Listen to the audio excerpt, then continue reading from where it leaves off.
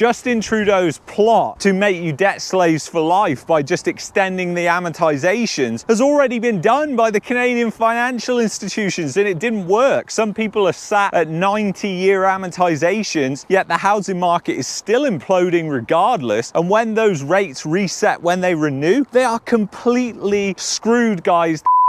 More and more Canadians are entering into poverty and a depression, and this is only just beginning, guys. This is just about to get really, really gnarly here in 2024. We're about to see things get way worse than they have been, and I know for a lot of you, you're going to be looking at this video and thinking, what? How on earth could things possibly get worse than they are right now? And for some of you, you'll be thinking, well, things haven't even got that bad for me at this point. I've been all right so far. The thing is, right now we are teetering on the edge of another cliff drop of the economy in Canada, and I believe that cliff drop moment has already actually passed in July. I believe this is only going to accelerate. You are really starting to see the cracks in the financial system. You're seeing the Liberal government come out with their new debt in slavery program. It's just extend the amortization of the mortgage out to 30 years. Take a listen to this clip. Here's the deal. Canada just launched a plan to build close to 4 million new homes. It's big,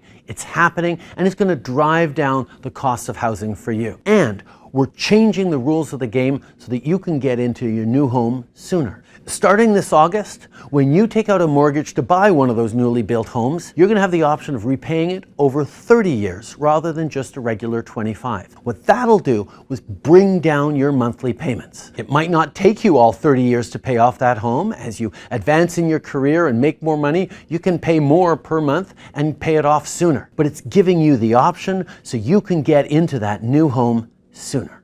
So Justin Trudeau is saying he's going to make homes more affordable when actually he's just trying to bail out the big Canadian housing bubble and the Canadian banking system that is seeing increasing amounts of risk. And it's not just the Canadian banking system. This is where it becomes global, and the global economy is slowing down right now. You're seeing bond yields tank after the Fed recently came out, maintained rates, said they might be cutting rates in September. Bond yields had been plunging before that, and they plunged on the back of that, and it wasn't just in the United States. You saw it happen globally, in Canada too. Bond yields going down a massive amount. That is never a good sign, because you are seeing the commercial banks that are buying those bonds at the long end of the curve because they know the system is going to implode. The banking crisis that happened just over a year ago is still ongoing, and nothing was fixed by the Fed after that banking crisis. And obviously we've got cracks coming out in the system. We're seeing multiple banks that have come out in Canada that are reporting earnings, and their bottom line profit is suddenly down. And you know, the CEOs are trying to spin it in any way they possibly can, but they're just not able to do it. You see, the Canadian economy is in such dire straits right now. We've seen multiple reports that we've been through on this channel. Food bank usage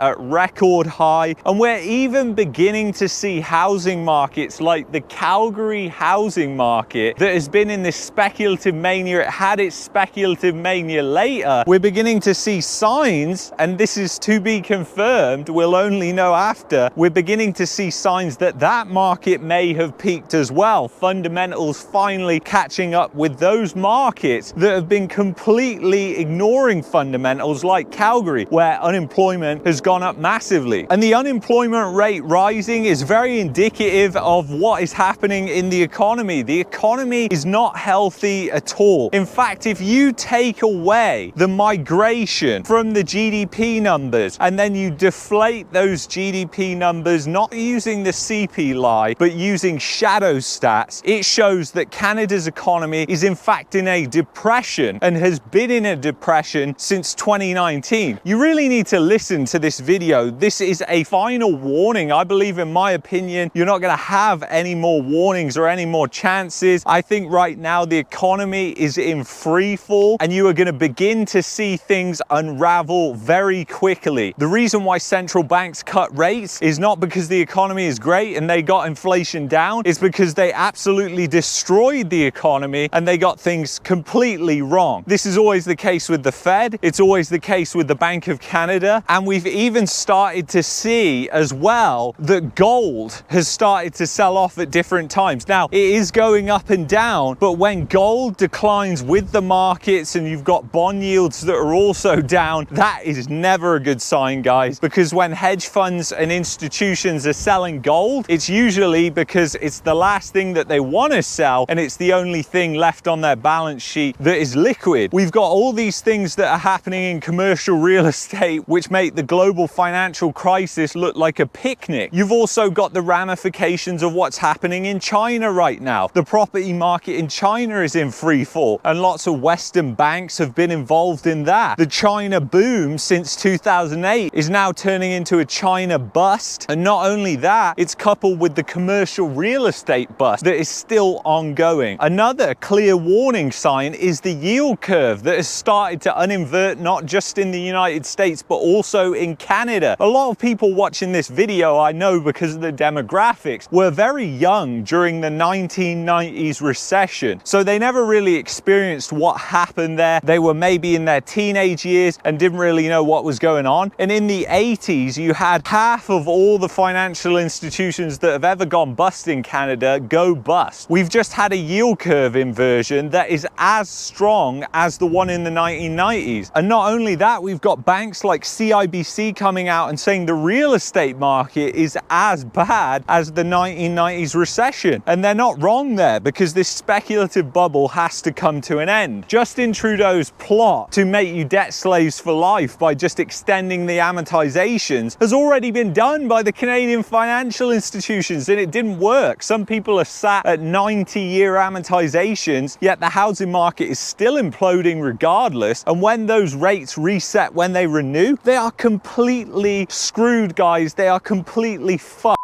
and they are going to have no idea what hit them. And the other thing that Justin Trudeau isn't telling you about this program that he announced is it's taxpayer funded and taxpayer backed, guys. So your taxpayer dollars are going to go and back this stupid housing Ponzi. This is how ridiculous the governments are in Canada. If it was Conservatives in charge, I think they'd be doing very similar things to keep the housing bubble going. He has made it very clear that he doesn't like high interest rates. Obviously, you've had this giant speculative bubble that formed in Canada. We've had unbelievable amounts of speculation and fraud. There is so much fraud out there that we've covered multiple times on this channel. And eventually that fraud comes to fruition when the market starts to crumble. And it is starting to happen, especially in those massive super bubble markets like Toronto and Vancouver. So as summer ends and we start to move into the fall, I want you to pay very close attention to the channel and what's happening, because I very well believe that we could be close to the next global financial crisis. You see, at the end of Q3 going into Q4, there is a lot of balance sheet adjustments that banks, financial institutions have to make, and this typically leads to collateral shortages when there's a liquidity crisis. So if a liquidity crisis is likely to happen, it's likely to happen around that September, October timeframe, which would make sense and fit in with when bond markets are now predicting the Fed is going to start cutting interest rates. So very simple things that you can do right now is not make any massive financial commitments right now. Keep your expenses as low as possible. Save your money if you can save your money. Try and minimize any expenses that you do have. And most of all, just look after yourself. Be very very vigilant. People are going to be more and more desperate in these situations. Crime has been rising across the country. That's only going to continue, unfortunately. And I'm not blaming immigration for this, but the fact is a lot of the immigrants coming to the country are going straight into a depression. So we're also getting a double whammy on the crime side of things in order of that happening, because if people are desperate and they have nothing, it's a small fraction of them, and I just want to be clear about that. This has nothing to do with race or country of origin. It's just a fact that those immigrants are going straight into the depression. Anyway, if you've enjoyed this video here, I would highly recommend that you check out that video there. And if you're looking for a VPN to protect your privacy in Canada, then go to expressvpn.com/marketmania. That's the VPN that I use, and that's the best, most reliable VPN. I will see you